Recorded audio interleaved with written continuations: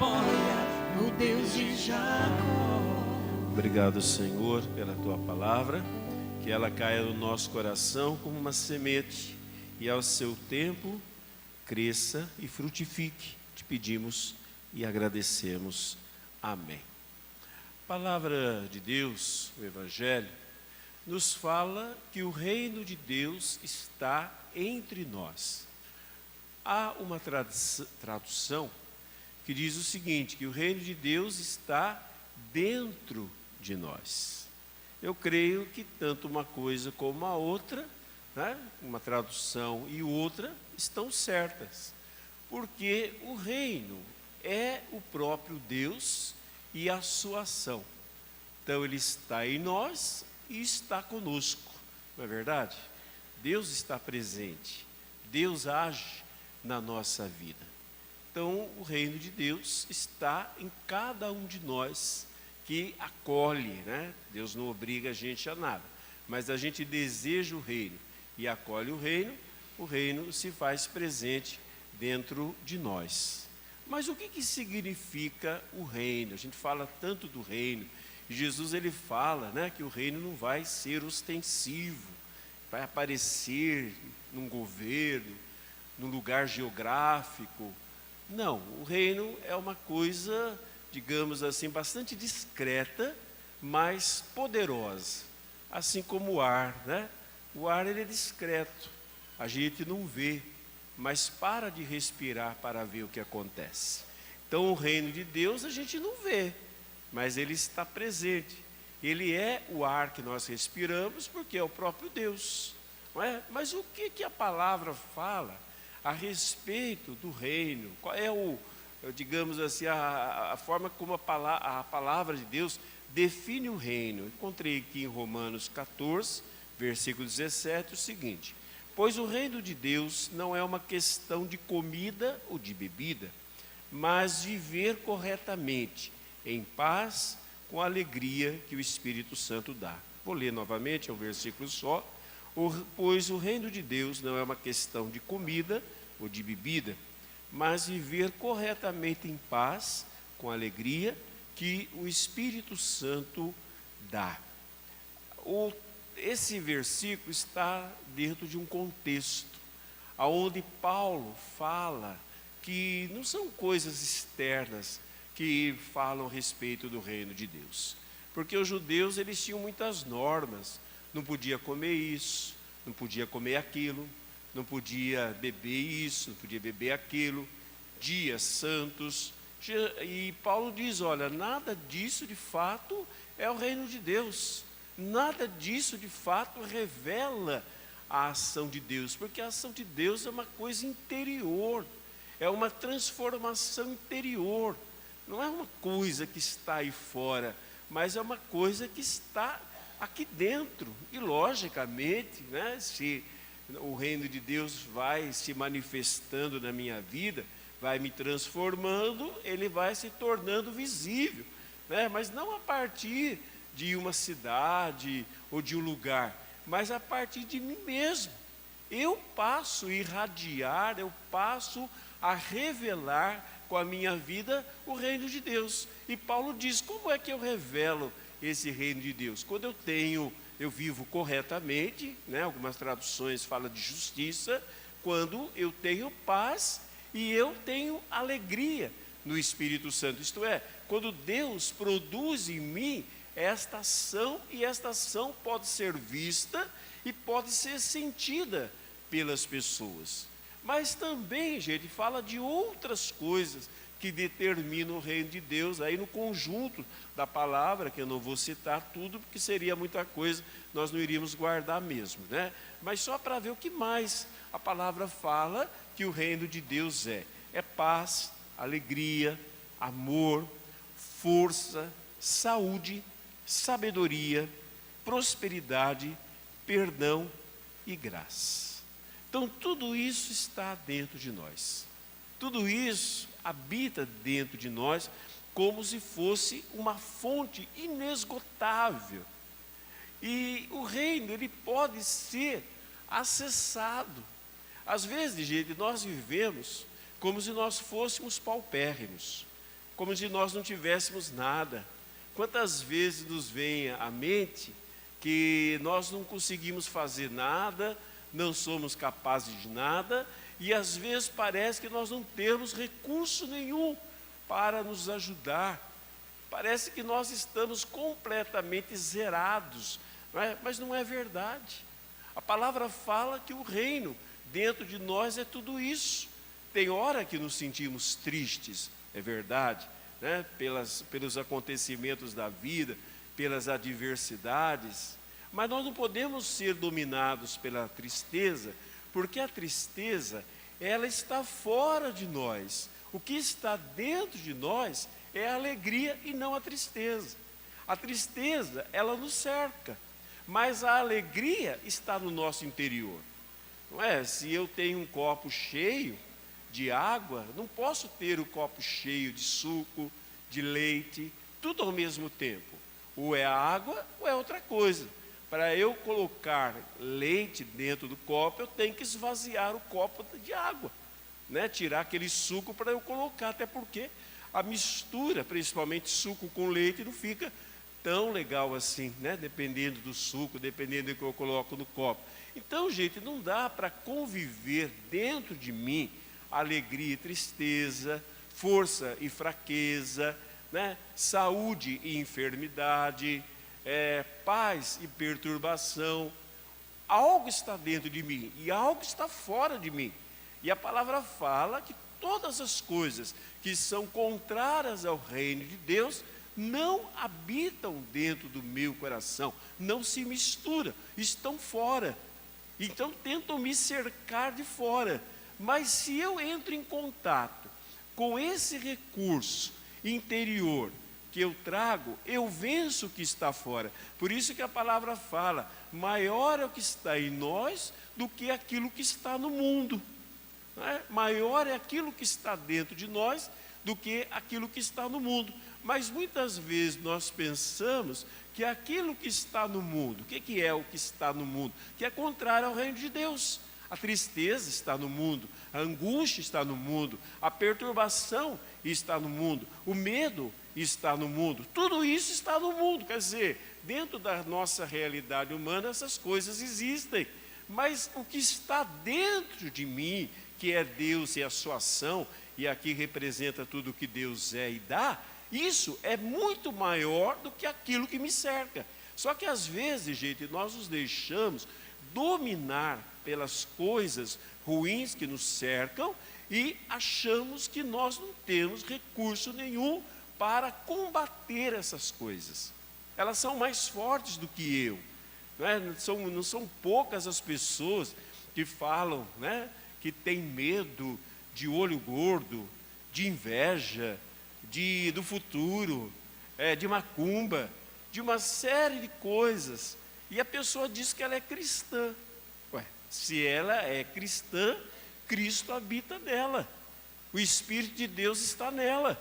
A própria palavra fala, quem não tem o Espírito de Deus, não é de Deus, não pertence a Cristo.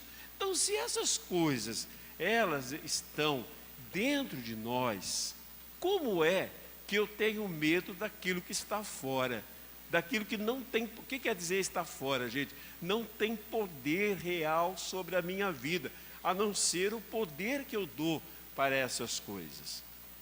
Exemplo, o medo. Quem de nós não tem medo? Eu já expliquei que existe um medo, que é natural, né? Instinto de preservação. Você vai atravessar a rua, você olha por medo, você olha para os dois lados. Não estou falando desse tipo de medo, ou até mesmo aquele medo que vem às vezes do nosso emocional. Você leva um susto, né? Você entra num lugar escuro, vem aquele medo. O que será que tem aqui? É natural, não é a respeito disso, gente. Isso faz parte do nosso ser humano, né? Das nossas emoções. Mas eu estou falando daquele medo que é dúvida, aquele medo que muitas vezes parece que vai nos destruir, algo muito forte, que cria em nós uma insegurança muito grande. Isso nós não podemos viver, isso nós não precisamos viver, isso não faz parte do viver cristão. A tristeza, aquela que domina, que controla, que paralisa, que impede que eu vá adiante, não precisa fazer parte da minha vida. A tristeza enquanto sentimento, a tristeza, enquanto emoções humanas, ela faz parte da minha vida. Mas a tristeza enquanto algo que quer me paralisar, quer me destruir, quer arrancar até mesmo o sentido da minha vida, não precisa fazer parte. Por que não? Porque dentro de mim não existe tristeza. Dentro de mim existe alegria. Dentro de mim não existe medo, dentro de mim existe coragem, dentro de mim não existe fraqueza. Por isso que Paulo dizia, tudo posso naquele que me fortalece. Será que Paulo não se sentia fraco? Tem hora que ele não tinha vontade de desistir, tem hora que ele não tinha vontade, ele não questionava as coisas que aconteciam com ele. Lógico, era um ser humano. Tem hora que ele mesmo coloca essas coisas, fraquezas, as limitações que ele tinha. Só que Paulo nunca se deixou vencer pelo medo, pela fraqueza e pela angústia. Parece que quanto mais batia, mais ele crescia. É que nem o omelete. Omelete, quanto mais você bate, mais cresce, né? Um bolo que bate em fermento cresce.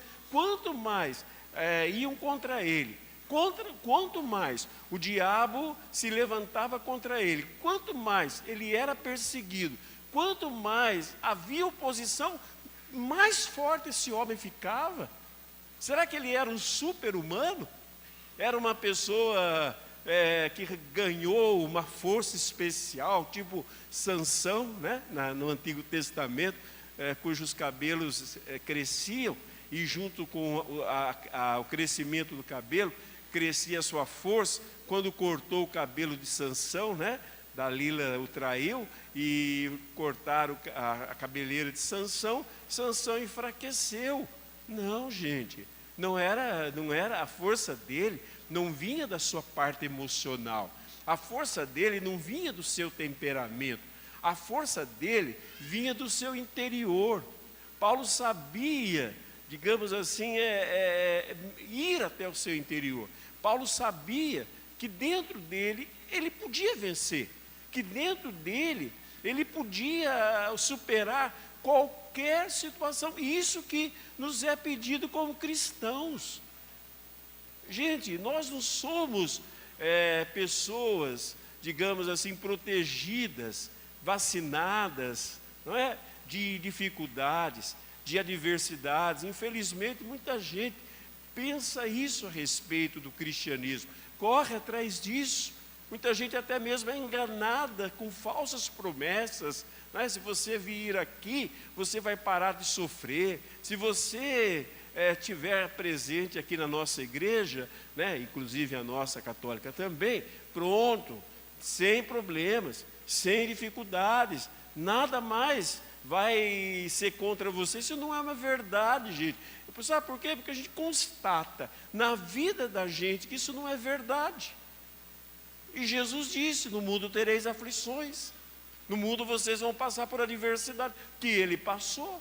Se fosse verdade, o primeiro a experimentar isso seria o próprio Jesus. E ao contrário, Jesus passou muitos sofrimentos, teve tentações, não é? Teve oposição. No final, tentaram destruir a sua vida, não conseguiram, foi abandonado. Enfim, tantas coisas que Jesus passou e nós passamos, Paulo passou, qualquer ser humano da terra passa. No entanto, gente, nada dessas coisas pelas quais nós passamos podem ou devem nos derrotar. Então, o cristão, ele não tem uma ideia de triunfalismo, do tipo, né, eu estou por cima da carne seca, né, comigo é só coisa boa que acontece, nenhuma coisa ruim acontece comigo. Não, o cristão não vive assim, porque não é possível viver assim. Mais cedo ou mais tarde algo nos abate, né, algo vem até nós, mas o cristão, ele vive fortalecido pela vitória que ele carrega dentro de si, que é a vitória de Cristo.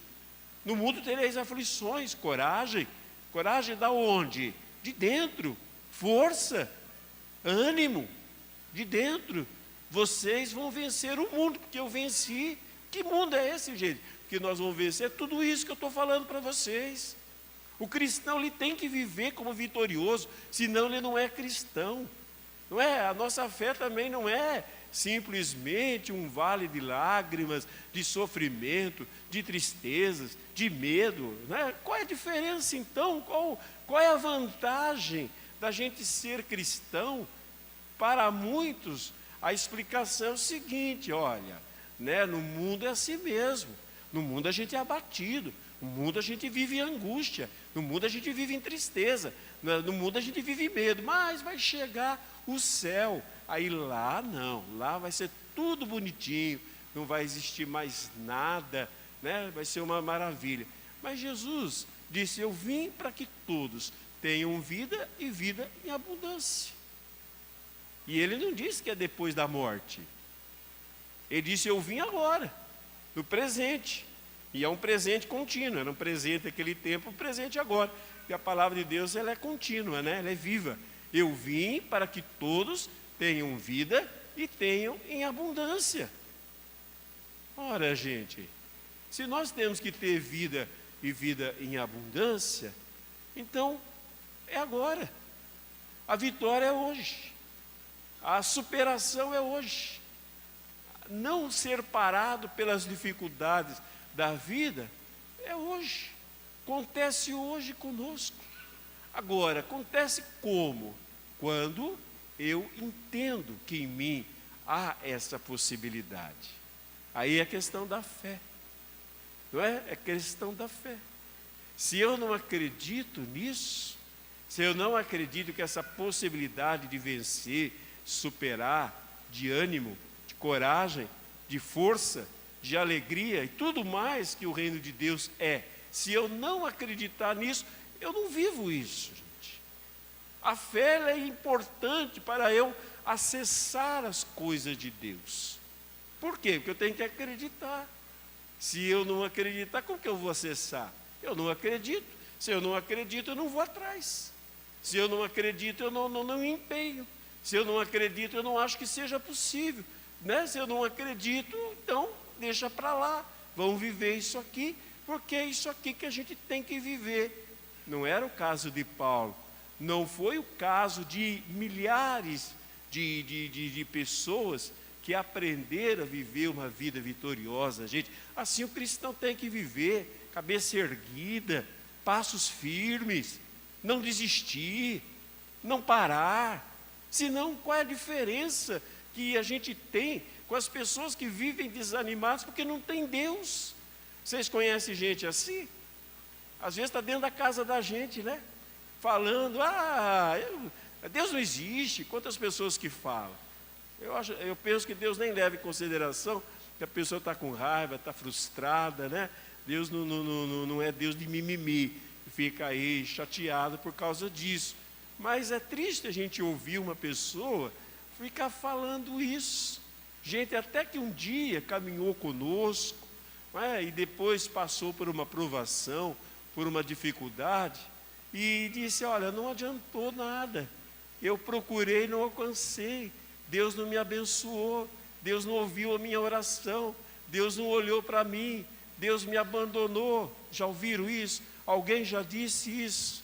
Eu creio que tanto já ouvimos como já dissemos muitas vezes. Mas cadê Deus? Deus me abandonou. Por que eu estou passando por isso? Por que eu não consigo vencer isso aqui? Por quê?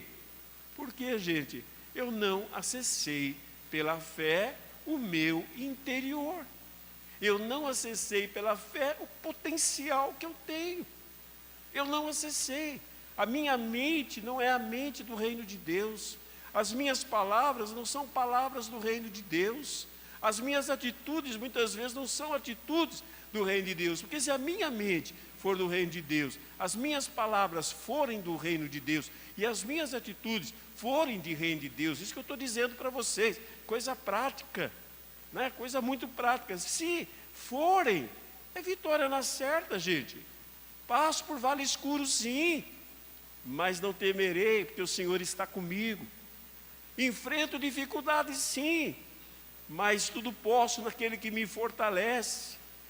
Sou cercado por inimigos, sim, mas se Deus é por nós, quem será contra nós?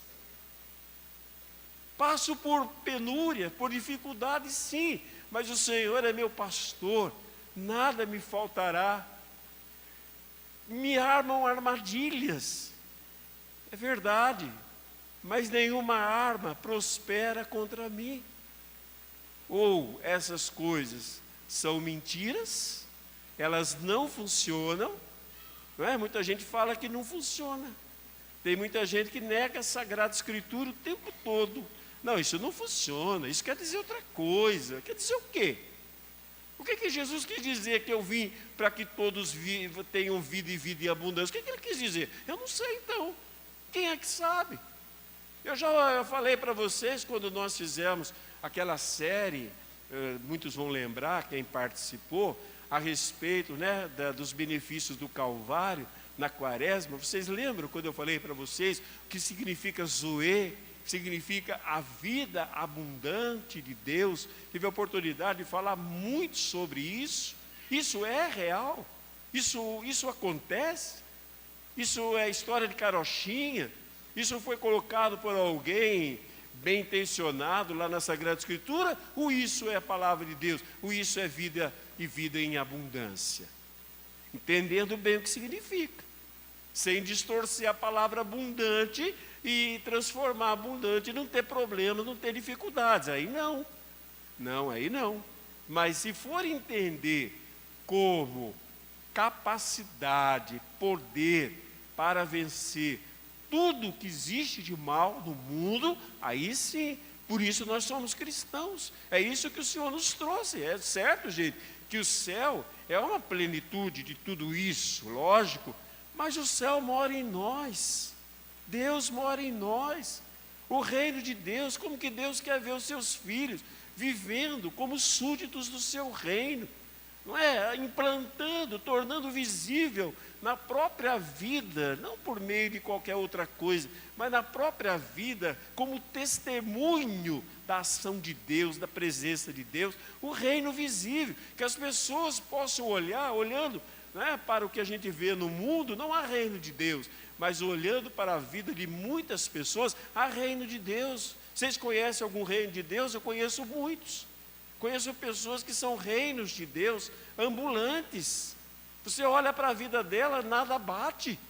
Você olha para a vida dela, ela não perde a coragem com nada. Você olha para a vida dela, ela é positiva sempre. Você olha para a vida dela, não tem palavra de maldição na boca dela, não tem palavra negativa. Eu conheço muita gente, procuro ser assim, nem sempre consigo, mas eu procuro ser assim. Mas a palavra de Deus hoje, a graça de Deus, está nos convidando, gente, para nós sermos assim, e superarmos, irmos contra tudo aquilo que está no mundo que é menor do que nós. Não ter mais medo do diabo. Cristão não tem medo do diabo, gente. Cristão não tem medo do poder de Satanás, porque o poder de Satanás é menor do que o poder do reino de Deus dentro de nós. Satanás está vencido. Satanás está vencido, a palavra de Deus fala isso. Se não for assim, o que é então quando diz que na cruz o Senhor Jesus expoliou, né, todos os nossos inimigos espirituais? O que quer dizer expoliou? Retirou o poder que eles tinham sobre nós. E agora nós é que temos poder de expulsar. Agora é nós que temos o poder de pisar sobre eles. Agora nós que temos o poder de vencê-los. Mas nós somos vencidos. Ai, padre, eu estou trabalhando em tal lugar e a pessoa lá pratica tal coisa. Eu vou sair de lá. Eu estou morrendo de medo, pelo amor de Deus. Eu ia falar uma palavra que não ia ficar muito bonita. Certos cristãos, né? Ah, gente, tenha santa paciência. Que isso? Que isso? Que tipo de cristãos nós somos? Em que Deus nós acreditamos? O quê? Ah, não, padre. Não. A vida na terra é vale de lágrimas. A vida na terra é sofrimento. A vida na terra é isso, porque nós precisamos pagar os nossos pecados. Eu quero te indicar um lugar ótimo para você que pensa isso. Ótimo. Se você pensa que precisa sofrer, fazer tudo para pagar os seus pecados, saia da Igreja Católica e procure o centro mais perto. Kardecista. Allan Kardec tem um livro chamado Evangelho segundo o Espiritismo. E lá ele fala exatamente isso, que nós precisamos pagar os nossos pecados por meio de muitas vidas, uma só não basta, né? Que nós erramos tanto que nós precisamos de muitas vidas. Vocês lembram que a segunda leitura do domingo dizia: ao homem é dado morrer uma única vez e vem o juízo? Uma única vez e vem o juízo? Estou criticando religião nenhuma, estou dizendo que a nossa fé diz uma única vez e vem o juízo. E lá diz também, gente, mais do que isso até, mais do que isso. Jesus Cristo morreu para pagar, perdoar todos os nossos pecados. Se ainda sobrou alguma coisa, o sacrifício dele não valeu de nada. Quando Jesus morreu, ele gritou em grego, depois escrever em grego, tetelestai, está consumado. Se não está consumado, então o que Jesus quis dizer com está consumado? Se ainda nós temos que pagar os nossos pecados, gente, eu não nego que o sofrimento, que as dificuldades da vida nos ajudam a amadurecer, a crescer, isso é certo.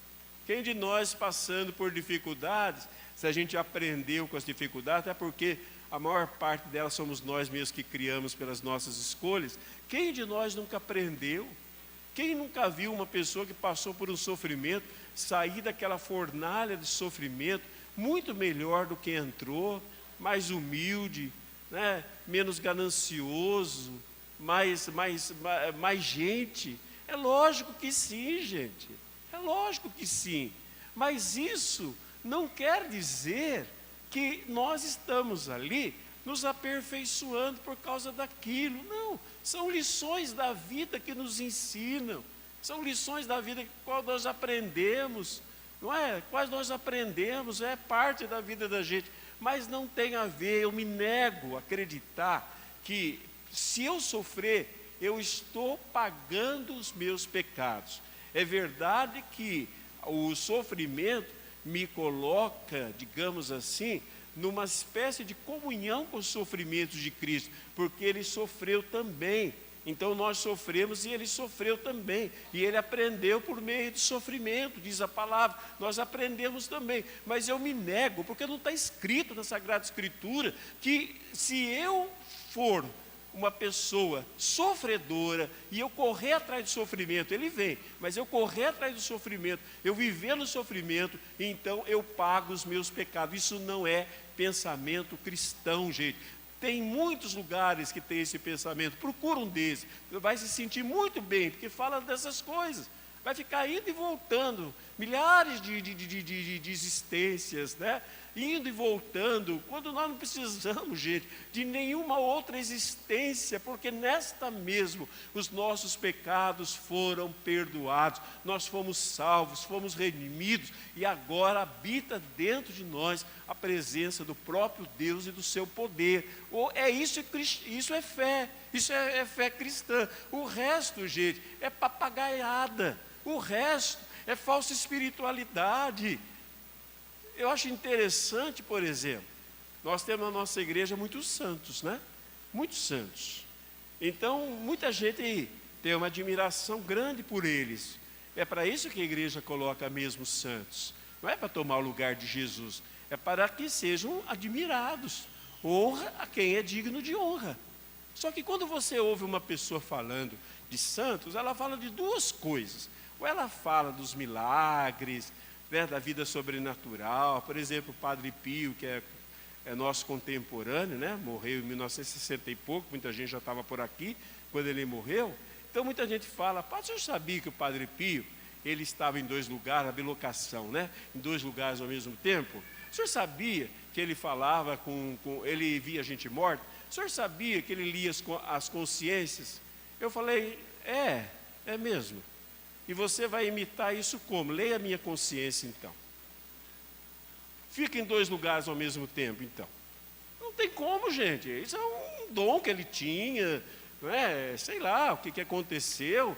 Nós temos dons chamados pré-naturais da nossa criação, imagem e semelhança de Deus. Na ressurreição, a nossa mente será plena, e um santo ele já vive uma experiência de ressurreição plena, então a sua mente já é mais plena e produz fenômenos, mas como que eu vou imitar isso aí? Agora outros já falam do sofrimento dos santos, porque coitado, né, de um que ficou doente a vida inteira, o outro tinha não sei o quê, o outro tinha não sei o quê. Quando gente, que a nossa igreja coloca uma pessoa para eu ficar pensando em coisas sobrenaturais de sofrimento? Apresenta as virtudes. Eu vejo muitos jovens que têm uma admiração pelo Padre Pio, não sabem citar uma virtude sequer desse homem, só sabem citar que ele bilocava, mas não sabem dizer como ele vivia de maneira cristã. Para isso que existe, não é modelo, porque o resto eu não posso fazer. O resto eu não posso fazer. Não é? Então são virtudes. Como que nós temos que viver? Virtuosamente, gente. Em paz, em alegria. Produzido, logicamente, pelo Espírito Santo, é a obra dele. No entanto, isso tem que ser mostrado. Gente, duas coisas aqui. Duas coisas. Como é que eu falo a linguagem do reino? Nós moramos no Brasil. O Brasil tem uma língua, é o português, né? Tem o baianês também, né? Tem o maranhês, tem o carioquês, mas tirando algumas expressões que a gente não entende, né, que são regionais, é a mesma língua. Se você for do Iapoca ao Chuí, você encontra a mesma língua portuguesa, não é? Se você atravessar e for ali para a Argentina, é o espanhol, o castelhano. Se você subir e for para os Estados Unidos, é o inglês. Se você atravessar o mar, for para a França, é o francês, o alemão e assim por diante. Cada nação, gente, ela encontra a sua unidade por meio da língua. É lógico, tem nações que têm mais de uma língua, mas geralmente a nação tem uma língua oficial. Então ela encontra a sua unidade por meio da língua. Eu me comunico com vocês. Se eu estivesse nos Estados Unidos falando português, eu não me comunicaria. Se vocês falassem comigo em mandarim, né, na língua chinesa, eu não entenderia vocês. Então, se nós estamos no reino de Deus, somos súditos do reino de Deus, há uma linguagem própria desse reino. São duas. O reino de Deus é bilíngue. Duas linguagens. A primeira linguagem, gente, é a linguagem da confissão da palavra, em fé. A linguagem da confissão da palavra. E aqui em Marcos 11, 23, diz assim: tenham fé em Deus, eu afirmo a vocês que isso é verdade. Vocês poderão dizer a este monte, levante-se e jogue-se no mar. Se não duvidar no seu coração, não duvidarem no seu coração, mas crerem que vai acontecer o que disseram, então isso será feito. Olha que interessante. Como é que eu manifesto o reino? Como é que eu acesso o reino? Como é que eu faço o reino dominar as circunstâncias, não é? que vem contra mim, as circunstâncias adversas, e mesmo qualquer outra circunstância. Como que eu torno o reino ambiente? Como que eu faço com que o reino se torne ambiente na minha vida, na minha família, no meu local de trabalho, no meu relacionamento? Pela confissão da palavra de Deus. Vocês viram aqui, se tiver um monte, muralha, são símbolos, gente, de coisas contrárias a Deus. Às vezes são adversidades, às vezes são tentações, às vezes são pensamentos, às vezes são alguma coisa do tipo que se levanta contra mim. Como é que eu venço? Por exemplo, como é que eu venço a tristeza? Como? Pelo pensamento que se manifesta pela palavra. Vem a tristeza, mas a palavra de Deus fala: eu dou a vocês a minha paz, a minha alegria. Não é igual o mundo dá. Qual é a paz do mundo? É sossego. Não é igual o mundo dá, mas é a paz que eu vos dou. Então, gente, quando nós nos encontramos perturbados, não adianta falar besteira, não adianta gritar, fazer a terapia do grito, não adianta surtar, não adianta dar piti, não adianta berrar, não adianta falar, não adianta. O que nós devemos falar? Palavra de Deus. Dentro de mim, aquela coisa apertando o meu peito, aquela perturbação, aquele medo, aquela angústia, aquele sentimento de impossibilidade, aquele sentimento de sufoco. O que eu devo falar, gente? Para falar eu tenho que pensar, lógico, né? Lógico, são duas coisas, uma coisa ligada à outra. A palavra de Deus, vem a perturbação, fala muitas vezes, até que realmente aquilo seja fé falada. Eu tenho paz em Jesus. Eu não tenho perturbação, porque eu tenho paz em Jesus. Aquela fraqueza, aquela vontade de desistir de tudo, aquela vontade de jogar tudo para o ar, aquela vontade de sair correndo e desistir de sonhos, desistir da vida familiar, desistir de muita coisa. Em vez de desistir, fala muitas vezes: tudo posso naquele que me fortalece. Não vai demorar muito que a força interior se manifesta. Eu falo isso para vocês como experiência, gente. Já contei sobre isso. Uma vez eu passei uma situação muito ruim na minha vida, muita tristeza, muita angústia, muita fraqueza. E um dia, abrindo a Sagrada Escritura, apareceu Filipenses 4,13, saltou aos meus olhos, e eu comecei a repetir, passei muito tempo repetindo: tudo posso naquele que me fortalece. Não demorou muito, eu me sentia forte. Eu não vou dizer para vocês, porque eu repeti, que a coisa se mudou magicamente, que muita gente pensa assim: eu vou repetir, é uma espécie de um mantra, de uma palavra mágica, tipo abracadabra. Não é abracadabra. Não é abracadabra. O problema é que eu venço dentro de mim. Se eu venço dentro de mim, eu venci. Mesmo que permaneça o problema, não existe mais. Mas geralmente ele muda, gente. Geralmente ele muda. Uma vez também me veio, um sentimento assim muito grande, de indignidade, indignidade diante de Deus. E aí me veio à mente aquela passagem aonde um homem gritava: Jesus, tem piedade de mim. E aí eu repeti durante um mês aquilo lá direto: Jesus, tem de piedade de mim. Um dia eu estava celebrando a missa, era um domingo, eu estava trabalhando lá em Santa Branca, e tinha um menininho, quando terminava a missa, ele vinha me abraçar, sempre, toda a missa era assim, ele corria me abraçar. Aí esse dia, e fazia um mês que eu estava repetindo: Jesus, tem de piedade de mim, Jesus, tem de piedade de mim, Jesus, tem de piedade de mim. Esse dia o menininho não veio, mas eu vi quando ele estava lá na porta, a mãe estava com ele, saiu correndo, e veio na minha direção e disse assim para mim: Padre, Jesus tem piedade do Senhor. Jesus tem piedade do Senhor. Entenderam? Gente, eu não estou inventando isso. Estou inventando essa história para, sabe, dar um tchan no que eu estou falando. Isso é uma coisa que me emociona. E olha que eu sou ruim para me emocionar. Sou meio frio, mas isso me emociona todas as vezes que eu falo. Porque esse menino não sabia, eu não falei para ninguém, eu não fiz isso em voz alta, nada. Eu só disse, Jesus tem piedade de mim. E o menino veio dizer as mesmas palavras, Jesus tem piedade do Senhor.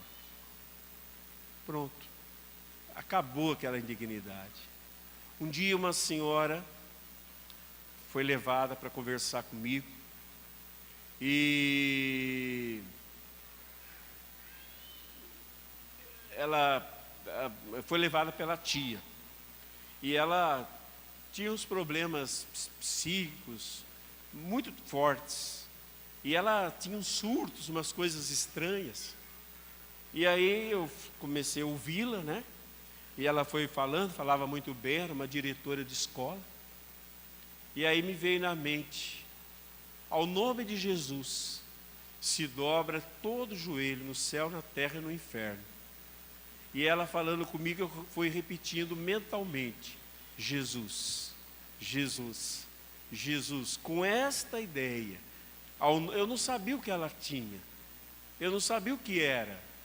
A tia só levou e falou que ela tinha umas perturbações mentais. Mas conversando com a mulher, eu falei assim, nossa, mas ela está mais sóbria do que eu. Falava bem, sabe gente que articula bem as palavras? E às vezes dá uma floreada para dizer que é sábia. Quando a pessoa começa a florear demais, colocar coisa complicada, gosta de usar umas palavras complicadas, né? Tipo o Supremo Tribunal Federal.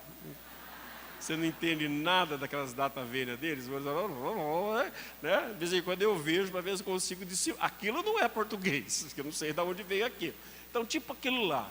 E ela falava, usava umas palavras difíceis, alguma coisa, e eu dentro do meu coração, Jesus, Jesus, Jesus, Jesus, até que ela baixou a cabeça, levantou a cabeça e me disse assim, está chamando esse nome maldito por quê? Eu entendi. O problema dela, e olha gente, eu já falei aqui muitas vezes para vocês, que a maior parte dos problemas que as pessoas têm, chamadas de problemas espirituais, chamados de problemas espirituais, na maior parte são problemas psicológicos. Na maior parte, mas não sempre. Tem vezes que não é. Tem vezes que não é. Eu já tive oportunidade na minha vida de me deparar com coisas que não tinham a ver com o psicológico, não. Dessa mulher não tinha. Que a hora que eu falei isso, ela levantou a cabeça e falou com raiva, espumando. Está chamando esse nome maldito por quê? Eu não tinha pronunciado o nome, era na minha mente. Aí eu comecei uma oração de libertação com ela, pois a tia me disse que ela ficou bem. Aonde está isso, gente? Na palavra Jesus? Não, não é da palavra Jesus. Não é na palavra, é na fé que a gente tem em Jesus, que está dentro da gente. Isso é reino dentro da gente. Existe em nós um poder extraordinário para vencer todo e qualquer mal que exista nesse mundo, inclusive o diabo. Eu tenho que confessar a palavra, muitas e muitas vezes. A gente fala tanta coisa, a gente tem tantas palavras de, né, como diz assim, de efeito, que a gente fala o tempo todo.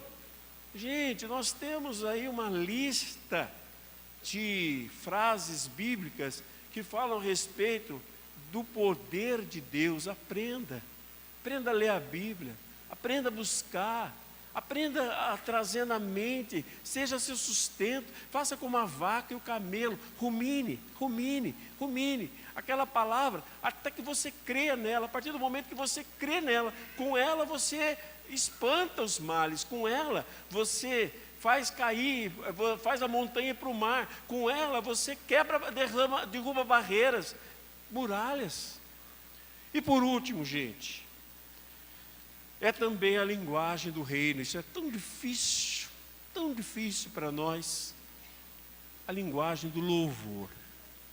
A linguagem do reino é a linguagem do louvor. Vocês já ouviram o ditado, peixe morre pela boca? A maior parte dos problemas que nós trazemos para a nossa vida, gente, vem porque nós falamos os problemas. Nós fomos feitos à imagem e semelhança de Deus. Deus criou o mundo pela palavra. Nós criamos ou destruímos o nosso mundo pela palavra. O que nós pronunciamos, cria. Se eu pronuncio e começo a acreditar naquilo que eu pronuncio, eu vou criar, seja bom, seja ruim. Nós fomos feitos à imagem e semelhança de Deus. Então, quando eu começo a falar, eu não consigo, não dá certo, não vai para frente. Não, para mim pronto, eu estou criando. Eu sou doente. Eu sou doente. Pronto, cria doença. Eu vivo na miséria. Pronto, cria a penúria. Qual é a nossa linguagem? Além da confissão da palavra, é a linguagem do louvor. Olha o que diz aqui em 1 Tessalonicenses 5,18. Sejam agradecidos a Deus em todas as ocasiões, todas. Isso é o que Deus quer de vocês, por estarem unidos, interiormente unidos com Cristo Jesus. Vou ler de novo. Sejam agradecidos em todas as circunstâncias. Isso é o que Deus quer de vocês, por estarem unidos em Cristo. É a última coisa que eu vou falar isso, gente. Nós temos que aprender a louvar, agradecer. Padre, mas eu não tenho motivos. Depende do ponto de vista. Você estiver olhando para a circunstância, não tem mesmo. Mas eu estou desempregado. Olhando para a circunstância, não tem motivo para agradecer por desemprego. Não é doido, né? Aí eu estou doente. Obrigado, Jesus, por essa doença. Eu amo essa doença. Adoro essa doença. Que ela fica com... Não, isso é idiotice. Eu amo esses problemas. Não, só se for masoquista. Tem gente que é masoquista, que gosta. Mas se você não tiver essas coisas aí, for uma pessoa relativamente normal, né? Porque normal de perto ninguém é direito, né? Mas se for, pelo menos aparentemente normal, não vai dizer isso, gente. Não vai. Então, como que eu vou dizer obrigado pelos problemas? Há muitos anos atrás saiu um livrinho chamado Poder do Louvor. Muita gente começou a entender assim. Obrigado por eu estar desempregado. Obrigado por eu estar doente. Obrigado. Não, está proclamando doença e desemprego e tudo mais, que está agradecendo ainda. Não é por isso. Senhor, eu te louvo, porque o Senhor está no controle de todas as coisas. Eu estou desempregado, mas Deus está no controle. Eu estou doente, mas Deus está no controle. Os problemas estão se avolumando, mas Deus está no controle. Deus está no controle. O avião passa por turbulências. Tem hora que parece que vai se arrebentar no ar, mas tem um piloto que está controlando esse avião. E nem sempre um piloto humano consegue controlar um avião. O avião cai, mas Deus não deixa cair a vida de ninguém que confia nele. Passa por turbulência. Tem turbulência que abre tudo e começa a cair. As malas, aquelas coisas todas. Tem hora que a turbulência é feia. Não sei se alguém já passou por turbulência de avião. Primeira vez que eu viajei de avião, fui para um congresso de padres no México, na cidade de Monterrey, no México. E naquele tempo era muito comum falar do Triângulo das Bermudas. Não sei se vocês já viram falar disso, que sumia avião, que sumia navio. É um negócio misterioso, né? Ninguém nunca conseguiu explicar. Pois é, quando chegou perto desse lugar aí, passa perto do avião. E do meu lado tinha um menino do Uruguai. Ele falava tudo enrolado. Aí você fica nervoso, não dá para entender nada. E ele falando, e o avião fazendo assim, balançando. E nunca tinha viajado esse bendito avião, nunca tinha ido para lugar nenhum. Conhecia bicicleta, carro e ônibus, mais nada. Nunca tinha voado, né? Pela primeira vez foi acontecer isso. Gente, a vida da gente às vezes é assim também. Mas eu estou aqui. Não sumi no Triângulo das Bermudas, e é que a gente estava passando lá. Não é? Estou aqui. O que quer dizer isso? Foi uma turbulência, não sei o que aconteceu. Acho que tinha muito buraco lá em cima, né? Eu não sei, mas estou aqui. O que quer dizer isso? Eu estou na mão de Deus. E se eu não estivesse aqui? estaria na mão de Deus do mesmo jeito. Se o avião tivesse arrebentado, tivesse morrido, tivesse caído, tivesse sumido, sei lá, tragado por uma força misteriosa, deve ser alguma força da própria terra, o que teria acontecido? Estaria na mão de Deus, gente. Né? Paulo dizia isso, quer no corpo, quer fora dele, vivo ou morto, eu pertenço ao Senhor. Por isso eu agradeço. Por isso que nós temos que acordar de manhã em todas as circunstâncias, mesmo aquelas coisas que nos aborrecem. Né? Tem uma frase que diz assim: tudo que me aborrece, tudo que me acontece não me aborrece, me favorece. Já viram? Tudo que me acontece não me aborrece, me favorece. Então, obrigado, Senhor, obrigado. Não pela circunstância, obrigado pelo Senhor estar no controle da circunstância. É louvor, é gratidão. E essa gratidão, gente, enche a gente de energia interior. Pode ver, quando a gente começa a murmurar muito, xingar muito, reclamar muito, o tempo todo, todos nós fazemos isso, né? Mas o tempo todo, vocês já viram pessoa que reclama, gente, ela contamina o ambiente. Ela chega, ela não tem nada de positivo, nada, tudo. Tem gente que tem como espiritualidade isso. Se ela chegar aqui, ela vê um demônio atrás dessa antulha. Olha, padre, é um demônio ali, deixa ele aí. Deixa ele aí, se ele quer ficar sentado atrás da antulha, que fique. Deixa ele aí, para de pensar nisso, meu Deus do céu. Pensa em coisa positiva. Deus está presente. Se o demônio estiver, ele está submetido a Deus que está presente. Quem é maior? Deus ou o demônio? Quem está presente em nós? O demônio pode chegar perto? Pode. Acho que pode, gente. Acho que pode. Agora, quem é maior? Pois é, isso aí. O demônio pode chegar perto, para quê? Simplesmente para ele perceber que ele é menor. Por isso que a palavra fala, maior é o que está em vocês do que está no mundo. O demônio está no mundo, é o príncipe desse mundo. Jesus deixou claro, chegou perto de Jesus, mas não submeteu Jesus. Por que não? Porque Jesus não permitiu, gente. Quando nós temos uma atitude de gratidão, de confiança e de consciência da presença de Deus, não tem demônio nenhum. Não tem nada, nós somos mais. Se Deus é por nós, ninguém é contra nós. Amém? Vamos ficar em pé?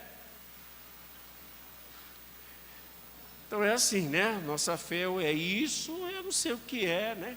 Não sei para que serve. Se a nossa fé não for uma fé, não de triunfalismo, é de vitória, né? De vitória, entenderam, né? Triunfalismo é uma coisa, triunfalismo é estou por cima. Não, vitória, Deus está por cima. Eu estou nas mãos dele. Então, diga comigo. Eu estou no reino de Deus. O reino de Deus está em mim.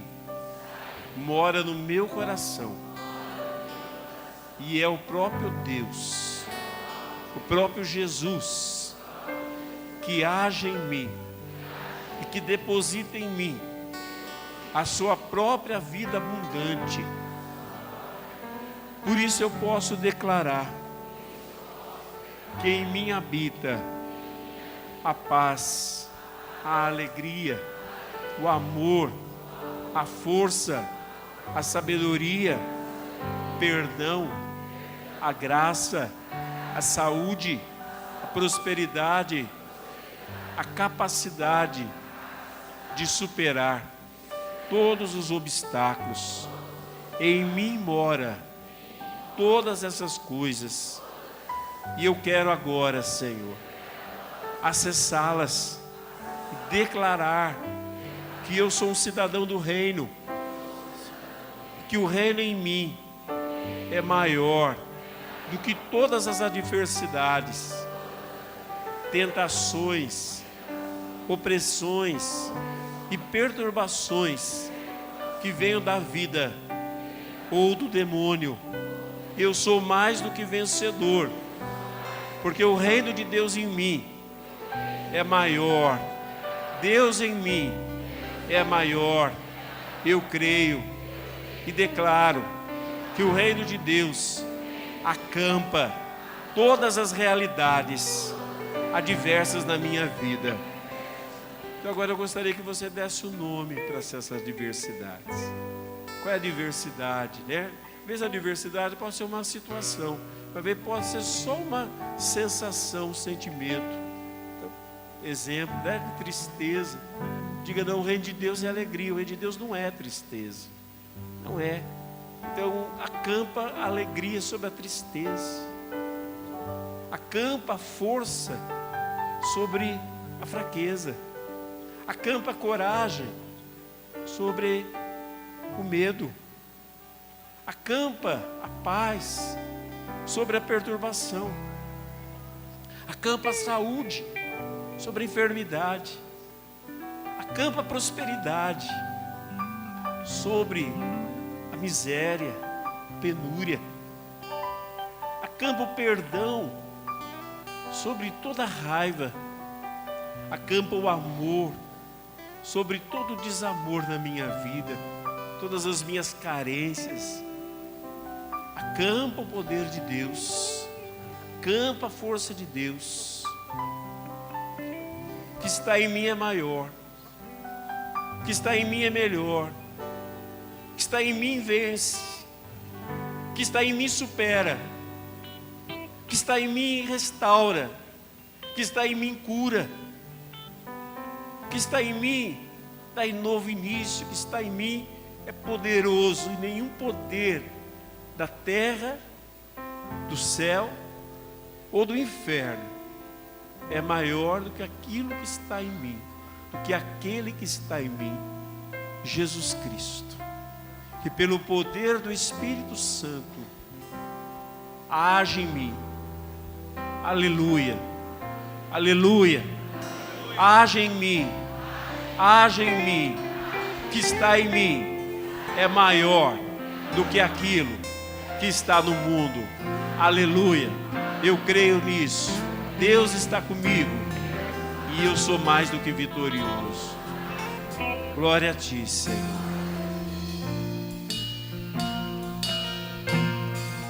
Vou perseguir tudo aquilo que Deus já escolheu pra mim.